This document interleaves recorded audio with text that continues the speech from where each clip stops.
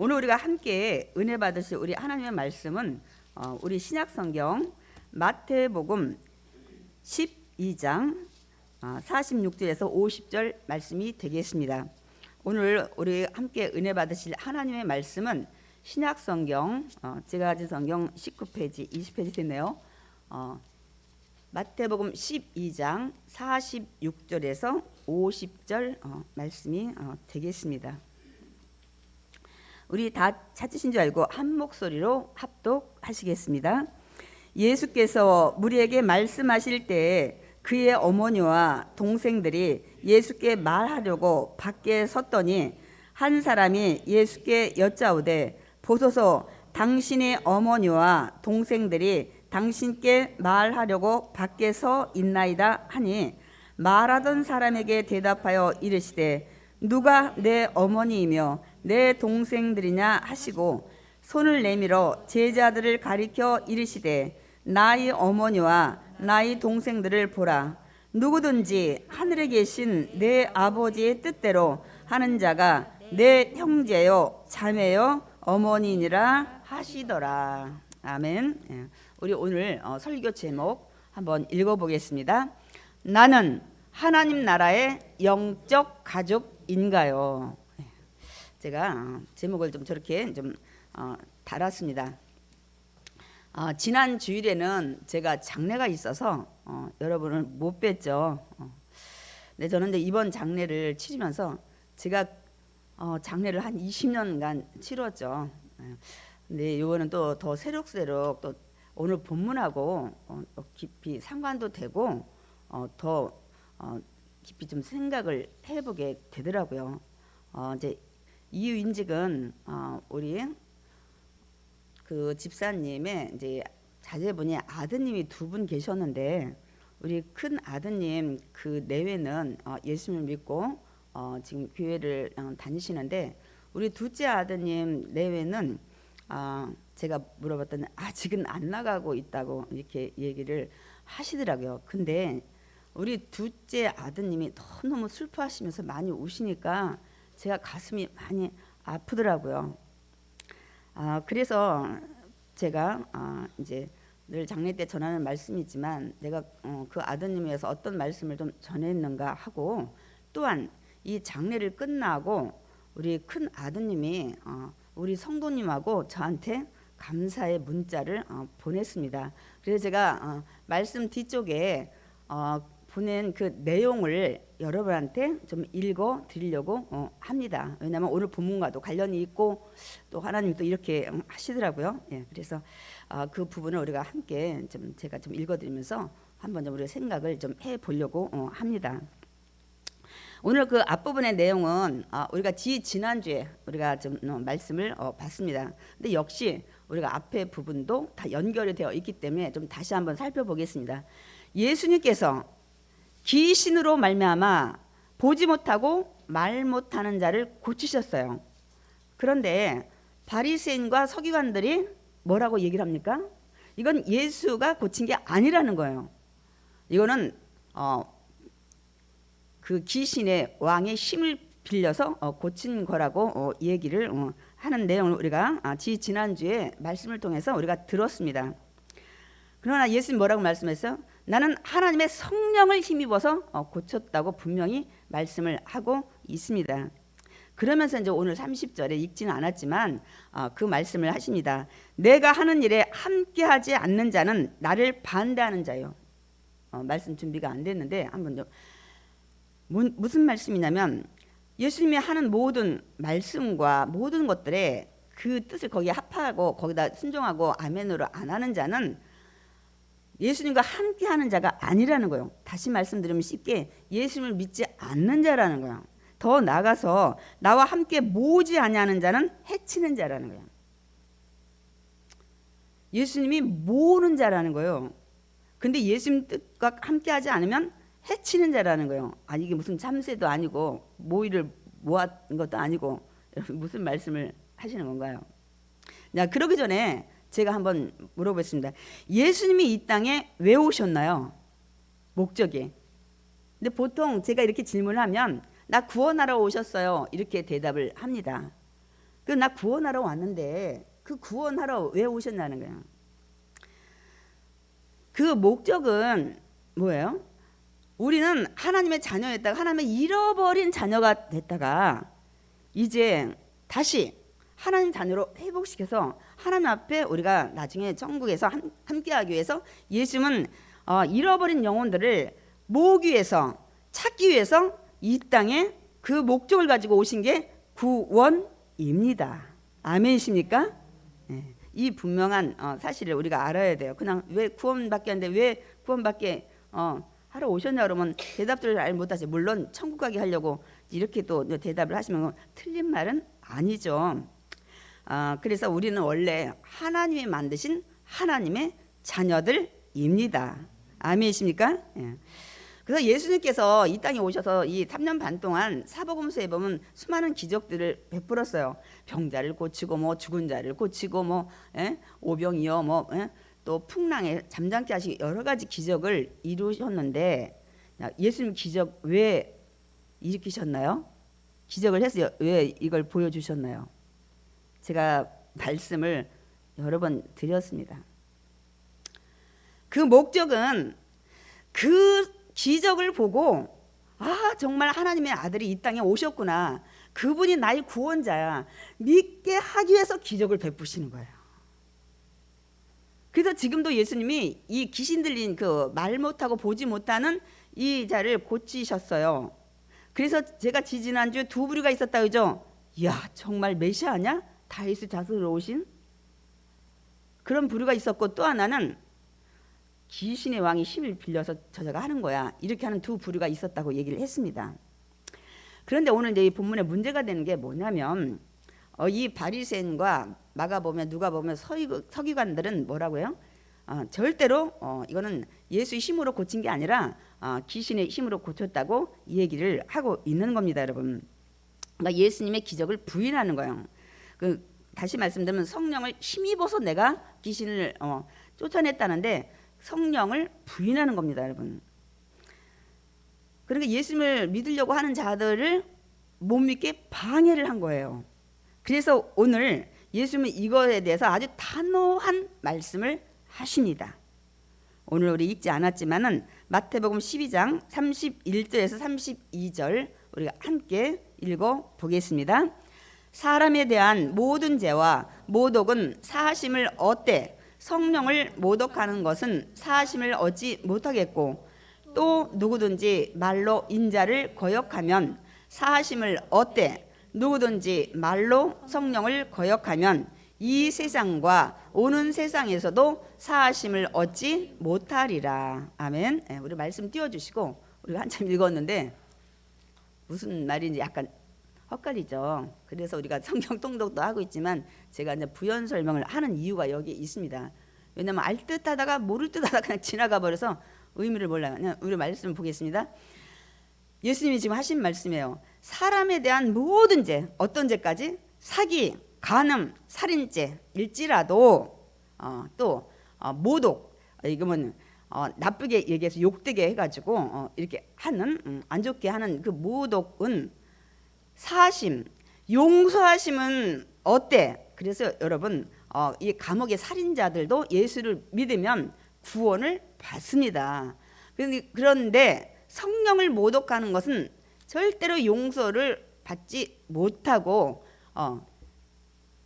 그 대신 또 하나를 말씀하셨어요. 누구든지 말로 인자를 거역하면 저 말씀이 뭐예요? 예수님을 말로 거역하는 거예요. 순종하지 않고 부인하면 사하심을 얻는데요. 용서를 받는데요. 그런데 누구든지 말로 성령을 거역하는 것은 이 세상, 지금 우리 사는 세상과 다음에 우리 그 천국 가는 그 심판대에서도 절대로 용서를 받지 못한다는 말씀을 하고 있습니다. 제가 풀어도 어렵죠. 제가 이제 쉽게 말씀을 좀 다시 드리겠습니다. 그러니까 세상의 모든 죄, 아까도 제가 예를 들었듯이 뭐 간음, 사기, 뭐 살인죄, 우리 가장 큰 죄로 보죠. 이런 것들은 다 용서를 받을 수 있어요. 지금 그 말씀을 지금 하시고 계십니다, 여러분. 그거는 어떤 죄까지? 예수님을 거역하는 죄, 부인하는 죄까지 용서는 받지만 성령님을 모독하거나 성령님을 거역, 부인하는 것들은 절대로 이 세상도 용서 못 받지만 나중에 하나님 앞에서도 절대로 용서를 받지 못한다는 내용입니다, 여러분. 그럼 이유가 뭐냐는 거예요. 왜 저거는 용서를 못 받고 나머지는 다 우리가 지은 죄를 용서받을 수 있다는 거예요. 어느 죄까지? 여러분 좀 의문 같지 않나요? 예수님 부인하는데 어떻게 용서를 받을 수 있을까? 우리가 이런 생각을 할 수 있습니다. 왜 그럴까요, 여러분?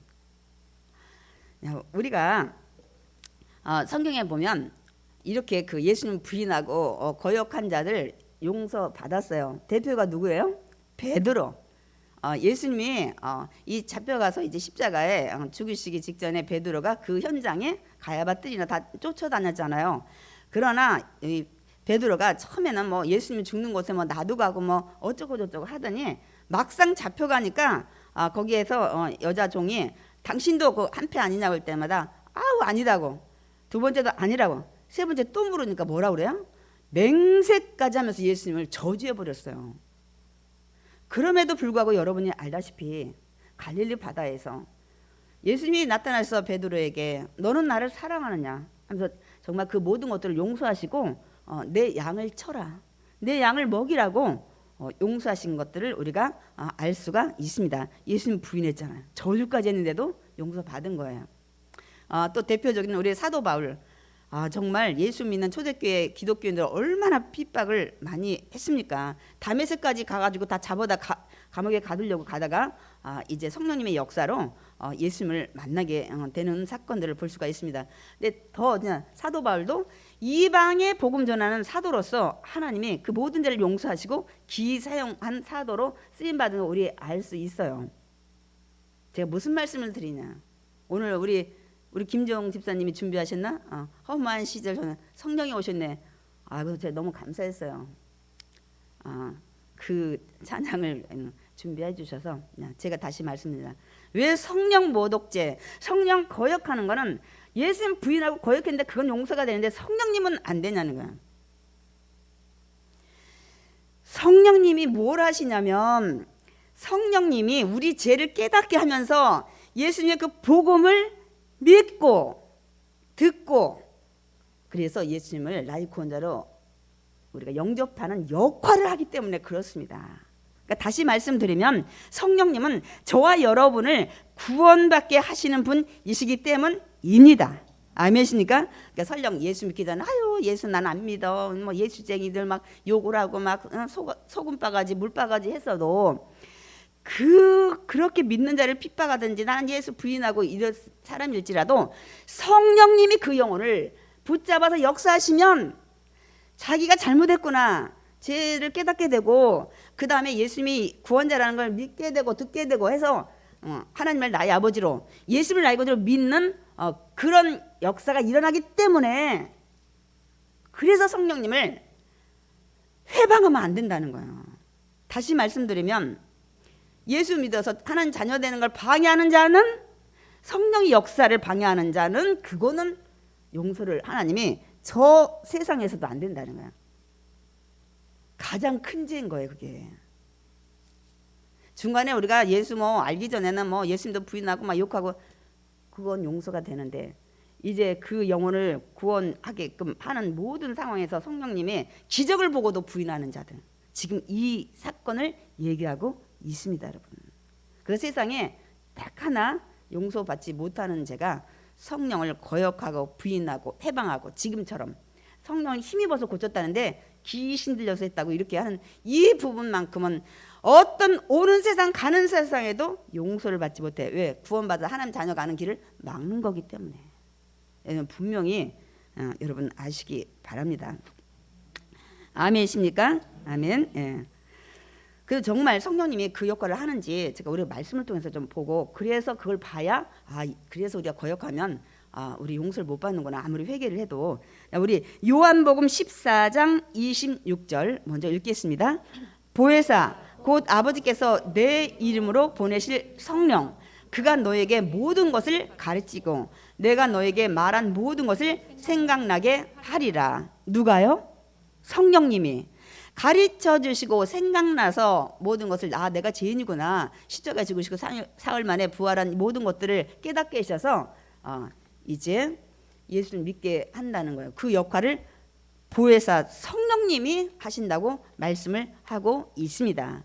그러면 우리 고린도전서에는 더 저 말을 함축해서 기록을 하고 있어요. 우리 고린도전서 12장 3절 읽겠습니다.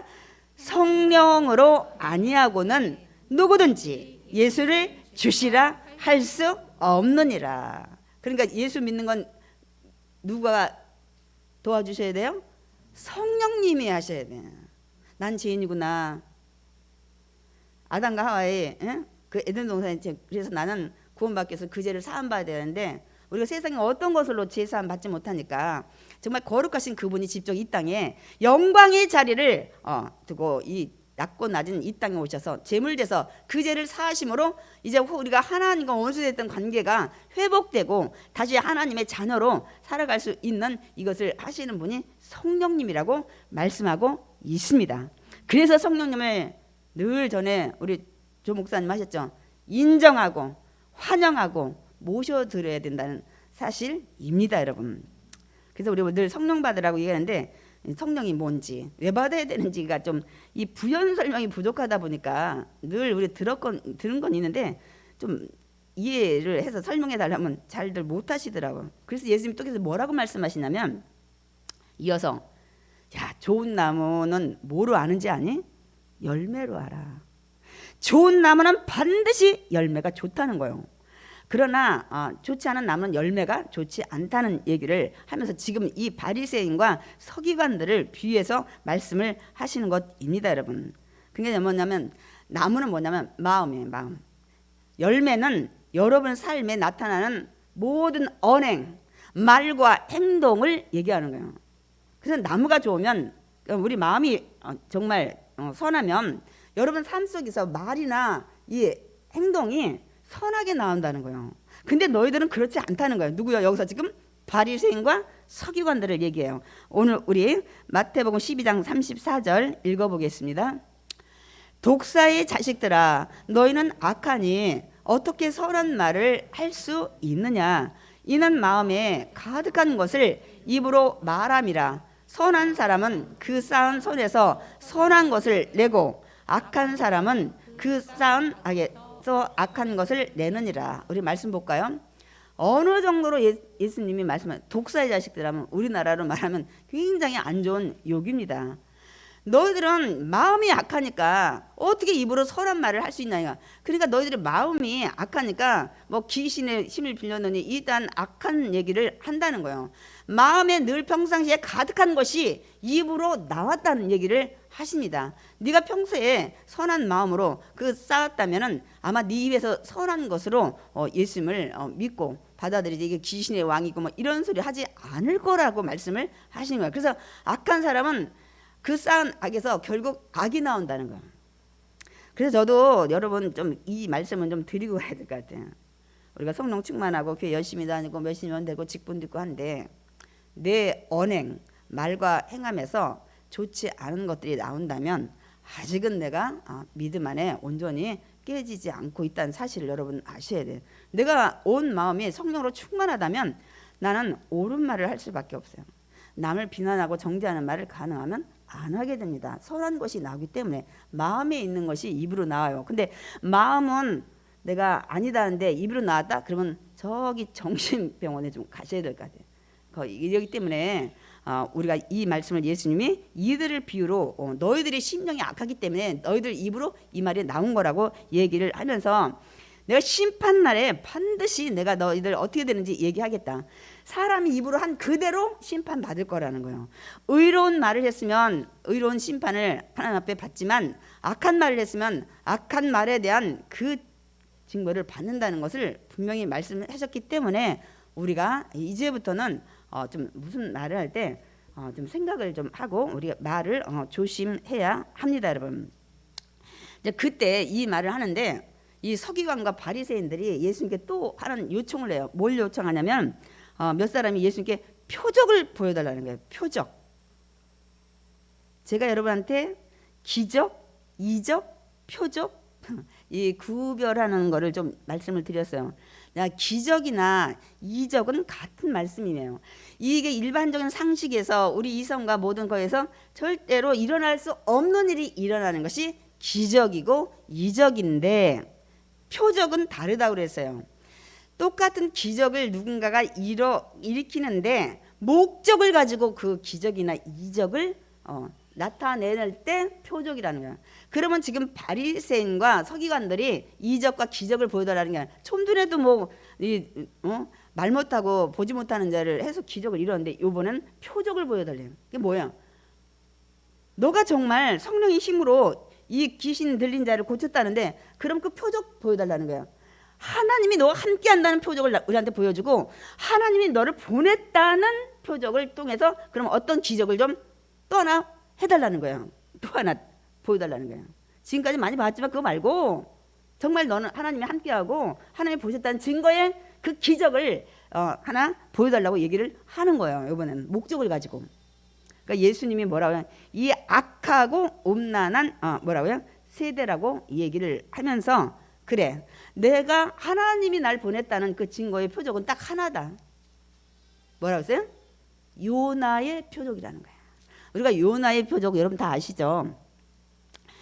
요나가 하나님께서 이 그 아수로 굉장히 그 당시에 이 이스라엘을 괴롭혔죠. 그런데 하나님은 어느 날 요나에게 부르시잖아요. 너 아수르에 가서 니네에 가서 좀 외쳐서 그들 좀 회개시키라. 근데 요나의 마음에는 이놈 왼수 덩어리를 내가 왜 회개시켜가지고 저거 하냐고. 그래가지고 하나님의 명을 거역해서 동쪽으로 가야 되는데 반대 서쪽에 다시스로 가는 배를 타고 가다가 하나님이 요놈 그래가지고 아니 하나님 말씀에 순종 안 하니까 그래가지고 그 배를 풍랑을 일으켜서 결국은 자기가 그런 그 불순종으로 말미암아 이게 온 것 같다 해서 바다에 던지라서 바다에 풍랑 던져버렸는데 제물로 그때 하나님은 물고기 준비하셔서 요날 3일 동안 뱃속에 이렇게 뒀다가 이제 요나가 막 이제 기도하죠. 그러니까 하나님은 또 그 큰 물고기를 어디로 인도하세요? 그 니느웨에 있는 바닷가로 해서 토하게해서 살아나는 것들을 우리가 알 수가 있습니다. 그러니까 예수님이 그 비유를 말씀하신 건 나도 3일 동안 죽었다가 다시 살아나는 이 표적만큼은 어느 누구도 세상에서 할 수 없는 거예요. 여러분 귀신들도 여러분 병자 고쳐요. 나머지는 할 수 있지만 이거는 누구도 할 수 없는 를 말씀을 하시면서 내가 정말 너희들이 원하는 하나님이 보내셨다는 그 표적을 내가 요나의 표적으로 보여줄 거라 이 얘기를 지금 하십니다. 그러니까 예수님이 지금까지 얼마나 많은 기적을 베풀었어요. 그럼에도 불구하고 이들은 하나님 보냈다는 걸 모르니까 너 하나님 보냈다는 신임장 좀 보여줘 이렇게 얘기를 한 겁니다. 그러니까 이제 예수님이 이들에게 단호한 말씀을 하시는 거예요. 너희들이 악하고 음란한 세대라는 거예요. 그동안 많은 이적을 보여줬는데도 불구하고 못 믿으니까 이것들을 다시 한번 말씀하는데 너희들 있잖아. 마지막 심판 때에 너희들 누가 심판할 줄 아니? 너 그 니느웨 사람들이 심판할 거야. 이유는 그렇게 불순종하고 도망다니는 요나가 3일 동안 니느웨를 걸어다니는데 그것도 하루만 요령 피고서 말씀을 선포했는데 그들이 니느웨 왕과 가축과 모든 사람이 금식하고 회개했어요. 그런데 요나보다 더 큰 이가 지금 너희들 앞에 있는데 그분 얘기 듣고도 회개 안 해? 그러면서 마지막 때 너희들 니느웨 사람들이 너희들 죄인이라고 정죄를 할 거다 하고 예수님이 말씀을 하십니다. 그래서 한 가지를 또 예를 들어요. 뭐냐면 이 남방의 스바 여왕이 너희들 또 정죄할 거다. 이유는 여러분 잘 알듯이 이 세상에서 전무후무하게 하나님 지혜 주신 건 솔로몬이에요. 1,000번제를 드리고 정말 내가 너에게 무엇을 줄 거 하니까 아버지가 다스리던 이 백성들을 내가 다스릴 만한 지혜가 없으니까 지혜를 달라고 그래서 하나님이 지혜를 주셨는데 전무후무한 지혜를 솔로몬에게 주어서 온 천하가 이 솔로몬의 지혜에 소문이 나 있었어요. 그래서 남방에 사는 스바 여왕이 들어보니까 기가 막히게 지혜로운 거예요. 내가 가서 눈으로 확인해야 되겠다 해서 많은 사람을 거느리고 예물을 가지고 어떻게 해요? 이 솔로몬을 찾아왔어요. 그래가지고 스바 여왕이 테스트라는 거예요. 자기 마음에 궁금했던 걸 다 물어보는데 한 개도 대답을 하지 못하는 게 없더라. 그리고 하나님이 주신 그 지혜로 성전을 지었잖아요. 솔로몬 성전을. 그러면서 이 수바 여왕이 뭐라고 했냐면, 내가 우리나라에서 소문 듣던 것보다 더 지혜가 많다. 그러니까 이제 그 수바 여왕이 너희들 정죄할 거야. 왜? 자기가 묻는 것들 다 대답한 이 솔로몬이지만 예수님은 더 많은 지혜를 가지고 있어요. 솔로몬보다. 그런데 솔로몬에게도 내가 지혜를 얻고 내가 하나님을 찬양했는데 너희들은 솔로몬보다 더 지혜가 있는 예수님의 지금 말씀을 듣고도 회개를 안 하니까 너희들은 정죄를 받을 거다 하고 얘기를 합니다, 여러분. 그러면서 이제 예수님이 뭐라고 하냐면 이어서 아까 더러운 귀신을 나간 걸 고쳤잖아요. 그래서 그 예를 들어서 이어서 말씀해요. 야, 어떤 사람이 귀신 들렸는데 귀신이 나간 다음에 어디 가는 줄 아니? 물 없는 거 광야를 떠돌아다니는 거야. 우리가 여기서 보통 물 없는 거를 믿음이나 말씀으로 봐요. 그래서 광야, 사람들이 갈팡질팡하고 인생에 방황하고 이런 사람들이 있나 돌아다니다 보니까 마땅한 사람이 없어요. 그때는 다시 귀신 들려서 고침받았던 그 사람에게 다시 온다는 거예요. 예수님 말씀하시는 거예요. 아니 와서 보니까 귀신은 나가서 청소가 됐는데 거기에 말씀이 없는 거예요. 믿음이 없는 거예요. 이걸 알고 나면 이제 귀신이 나 하나 나갔는데 야 여기는 많이 데려와도 되겠다. 제가 나를 쫓아버렸지만 지금 대책이 없구만. 가서 악한 7 귀신을 데려온다고 얘기를 해서 예수님 뭐라면 처음에 귀신 들려가지고 고통받는 그 고통보다 나중에 상황이 더 안 좋게 고난과 고통과 어려움 속에 살게 될 것인데 그게 바로 너희들이라는 거예요. 누구요? 바리새인과 서기관들을 얘기하고 있어요. 무슨 말씀이냐? 너희들 율법 지켜서 이렇게 너희들 깨끗이 사는 것 같이 이러고 굉장히 자랑하고 교만하는데 니들 마음에 예수님을 메시아로 믿지 않는 이것이 채워지지 않았기 때문에 지금보다는 나중에 더 악한 사람이 돼서 이 똑같은 이런 귀신 들려서 7 귀신 드는 것처럼 너희들이 될 거라는 것을 예수님이 말씀을 하십니다. 그렇기 때문에 여러분 내가 어떤 병 고침 했다 문제 했다 그러면 여러분 더 믿음 안에 서야 돼요. 근데 우리 보통은 문제 해결되면 교회 안 나와. 어떻게 귀신 들려가지고 병을 고쳤다? 그 다음부터 문제 없으니까 교회 안 나와. 여러분 그러면 귀신이 돌아다니다가 여러분 더 악한 귀신을 데리고 다시 그 사람을 장악해버려요. 여러분 기억하셔야 돼요. 그 악한 것이 벗어나서 빨리 성령 충만으로 채우셔야 돼. 말씀과 기도로 채우셔야 돼요. 아멘이십니까? 그러니까 귀신은 왜 사람한테 또 찾아왔냐 이거야. 제가 이제 창세기를 하면서 여러분 언젠가 설명을 드렸는데 그 에덴 동산에 아담과 하와의 우리 선악과 따먹은 사건으로 이제는 뭐 아담은 어떤 벌, 뭐 하와는 어떤 벌. 근데 뱀 꼬신 이 사탄 마귀의 이 벌을 뭘 줬어요? 너는 평생 배로 다니면서 그 다음에 흙을 먹을지니라 그랬어요. 뱀은 흙 안 먹습니다. 이슬이나 뭐 또 그런 뭐 곤충 이런 것들을 먹죠. 무엇이냐? 이 사단을 말하는 거는 이 뱀에 대한 상징은 흙을 먹을 자. 넌 평생 이 역할을 저와 여러분이 흙이잖아요. 사람 속에 들어가서 너 살 거라는 거예요. 그 흙 먹어가면서. 그러니까 여러분 귀신이 누구 유혹해요? 하나님 형상 모양을 닮은 저와 여러분을 유혹해요. 짐승 가서 유혹하지 않아요. 왜? 자기는 하나님한테 버림받아 이 땅에 저주받아 내려왔기 때문에 저와 여러분이 하나님 자녀로 사는 것을 시기 질투해서 자기 가는 지옥에 가기 위해서 여러분을 공격하는 거예요. 그래서 흙을 먹고 너는 평생 살 거라는 하나님이 이미 창세기에서 말씀을 하십니다. 뭐냐? 너 사람과 더불어 살 거라는 거야. 그러니까 우리가 조금만 연약해지면 귀신이 와서 털을 잡는 거예요. 그래서 여러분 우리가 늘 말씀과 기도로 늘 성령 충만해야 될 줄 믿습니다. 아멘. 그래서 이 얘기를 예수님이 말씀을 하시면서 이게 이제 선포를 하는데 그때 누가 나타났냐면 오늘 우리가 본문에 읽었는데 어떤 사람이 와서 예수님께 이렇게 말씀해요. 당신의 어머니와 동생들이 지금 밖에서 당신과 만나서 말하려고 지금 기다리고 있다는 말을 전합니다. 그랬더니 예수님이 뭐라고 말씀을 합니까? 그래? 좀 기다리라 이렇게 얘기하라는 얘기가 아니라 나의 어머니가 누구고 나의 동생들이 누구냐 하면서 갑자기 제자들 앞에 가리키면서 이들이 나의 어머니이고 이들이 나의 동생이라고 얘기를 하십니다. 여러분 우리가 마태는 기록을 안 했어요. 근데 마가는 그 얘기를 했어요. 보면은 예수님이 지금 막 병자 고치고 다니고 하니까 지금 아까 바리새인 서기관들도 뭐 귀신 들렸니 뭐 미쳤니 막 이렇게 얘기를 하는데 마가복음에는 마가는 그걸 기록했어요. 소문을 들어보니까 예수의 친척들이 들어보니까 아유 미쳤다고 하는데 계속 돌아다니고 뭐 병원 고치는지 모르겠지만 안 되겠다 가문의 영광을 가리겠다 싶어가지고 예수의 친척들이 예수님 붙들러 왔다고 그랬어요. 근데 못 붙들었어요. 워낙 사람이 많아가지고.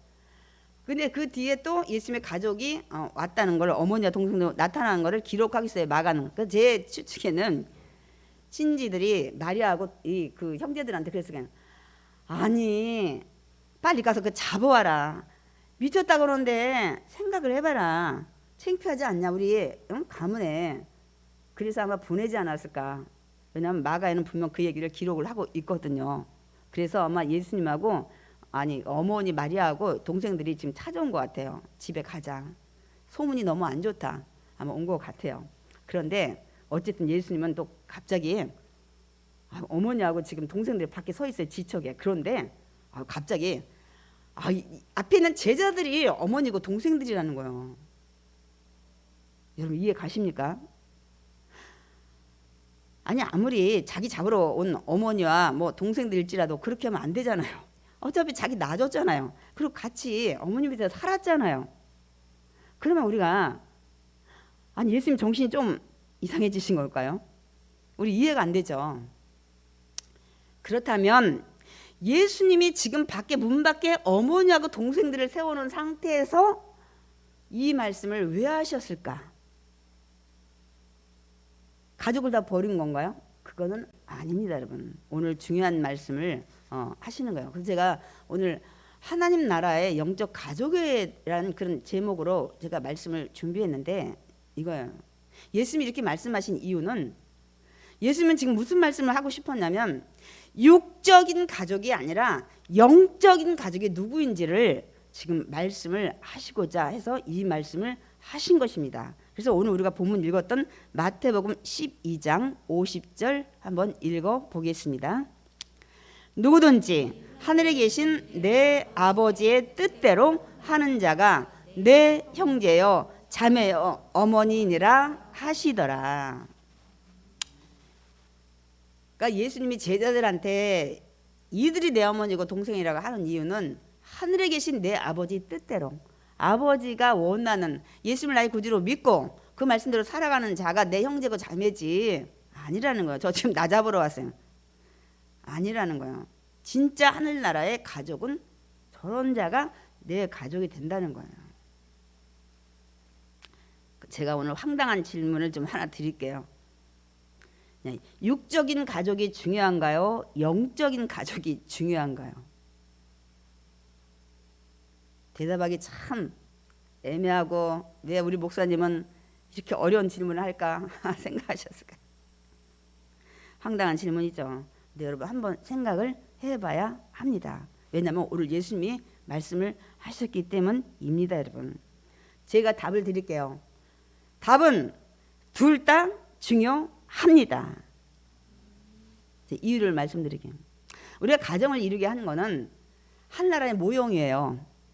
부모님에 대한 그걸 하나님 아버지를 대체하고 이 자녀들을 우리가 세상에 영적인 자녀를 비유로 해서 가정을 주셨습니다. 그래서 사실 믿지 않는 불신자들은 야 기독교는 개독교야 부모도 몰라 막 이렇게 얘기를 하는데 그렇지 않아요. 우리가 십계명은 하나님께서 제일 먼저 이 계명을 줄 때 사계명은 하나님 당신에 대한 이런 말씀을 주시고 그 다음에 우리 인간에게 줄 때 제일 첫 번째 내 부모를 공경하라. 그러면서 또 그 우리 부연 설명에 우리 뒤쪽에 좀 나왔지만은 너 부모 저주했다 너 죽여버리라. 그렇게 강하게 말씀하셔요. 이 정도로 부모 공경에 대해서 말씀을 하십니다. 그럼 또 불신자들이 그럴 거 아니에요. 아니 하나님이 그렇게 얘기했으면 당신들 제사 지내야 되지 왜 안 지내냐고 얘기를 아마 반문을 할지 몰라요. 자, 제사는 믿지 않는 자들이 왜 지내요?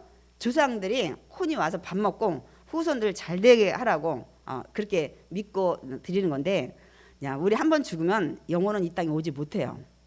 우리는 그걸 알기 때문에 제사를 안 드리고, 하도 우리나라는 유교적인 것이 많이 있어서 추모 예배를 사실 이건 안 드려도 되는 건데, 우리가 보통 이걸 좀 많이 그날 기일을 기억하면서 우리는 뭐 해요? 예배 드리는데, 살아생전에 부모님에 대한 그 고마움, 키워줌, 또 어떤 가운, 교훈 얘기했던 것을 서로 덕담을 나누고, 우리가 살아있는 지금 가족들이 함께 또 사랑하면서 믿음의 교제하기 위해서 우리가 예배를 드리는 거예요. 그러니까 우리 믿지 않는 분들은 절대 그렇게 진짜 얘기를 하면 안 되는데, 여러분들이 혹시 그런 왜 제사 안 되냐 무식한 것들 막 이렇게 얘기하면 얘기를 하셔야 돼요. 살아생전에 잘하는 거야. 잘 하라는 거야. 최선을 다해서 부모 공경을 하라고 하면서 뭐라고 신약은 얘기해요? 네가 부모 공경 잘하면 땅에서 장수하리라. 무슨 말씀이에요? 제가 이 말씀 풀어드렸어요. 어머 목사님 그럼 일찍 죽었으면 효도 안 한 건가요? 그렇게도 물어요. 땅에서 장수하리라. 네가 부모를 공경하면 네가 땅에서 하는 모든 기업에 네가 축복받는 것이 장수하리라. 길게 갈 수 있다는 거예요. 빨리 망하지 않고. 생명이 장수가 단수하고 장수하고 그 문제가 아니라, 여러분이 부모 공경하는 자는 하나님이 약속을 하셨어요. 네 하는 일들이 잘 되는 것들이 길게 갈 수 있도록, 장수할 수 있도록, 오래 갈 수 있도록 해주신다는 약속을 분명히 하셨습니다, 여러분. 그래서 우리가 부모를 이러든 저러든 복받기라기보다는 우리를 낳아주시기로 하신 하나님의 그 모형을 하기 때문에 우리는 가정이, 유괴가족도 중요하고 잘 모셔야 합니다. 언제요? 살아 생전에. 제가 늘 장례식에 가보면 막 세단차를 불러요. 제가 조금 다 이제 돌아가셨는데 저렇게 막 긴 세단차 불러가지고 그런 거를 좀 많이 생각을 좀 합니다. 그 장례 때 저는 좀 그렇게 말씀을 어차피 나왔으니까 한번 좀 말씀을 드릴게요. 제가 한 장례를 전 교회 나여서 한 20여 년을 장례를 치렀잖아요. 굉장히 많이 치렀죠. 하루에 막 몇 번도 치렀어요. 성도가 많을 때는 그런 일도 있더라고요. 저는 이제 어머니나 아버지 돌아가시면 막 이제 그때서 막 마음이 막 울컥하니까 최대한 잘해주려고 막 여러 가지를 막 비싼 걸 해요. 근데 여러분이 좀 중간 이상만 하시면 될 것 같아요. 저는 여러분 그런 거 봤어요. 그 돌아가신 분 이 삼배로 싸잖아요. 우리 입관 예배.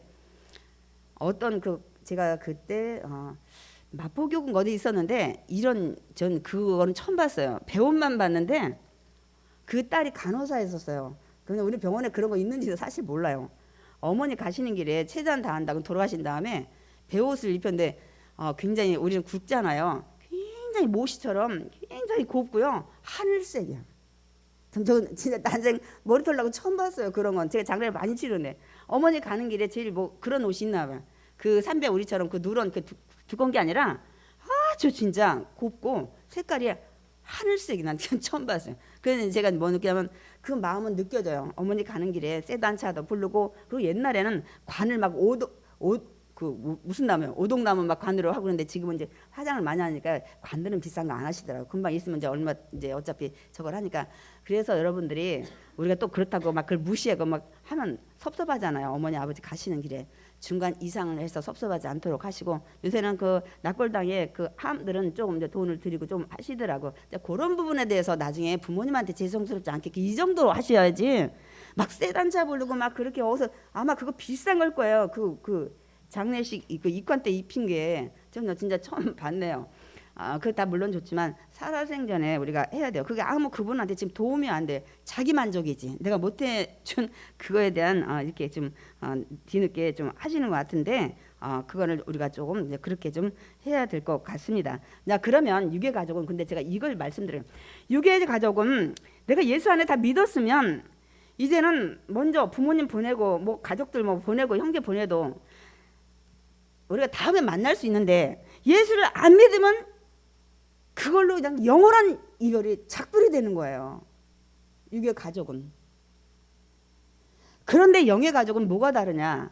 육의 가족은 이 땅에서 한 집에서 같이 살지만 영의 가족은 사실 예수 믿고 우리가 영의 가족이 됐어요. 그런데 한 집에 살지는 않지만 이 영의 가족은 이 세상 끝나도 이젠 영원히 한 가족 안에 하나님의 백성, 이 하나님과 함께 영원히 우리가 함께 산다는 사실입니다.